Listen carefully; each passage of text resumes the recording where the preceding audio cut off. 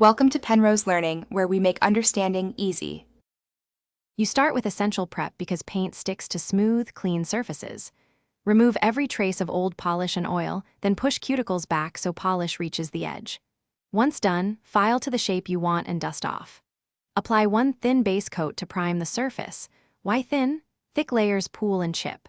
With the brush loaded, place it at the center near the cuticle and drag toward the tip, then fill sides, single controlled strokes for a neat edge.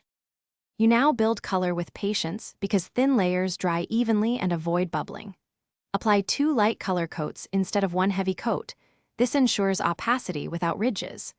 Wait about 90 to 120 seconds between coats so solvents evaporate. Meanwhile, inspect edges for pooling and smooth any runs with the brush tip.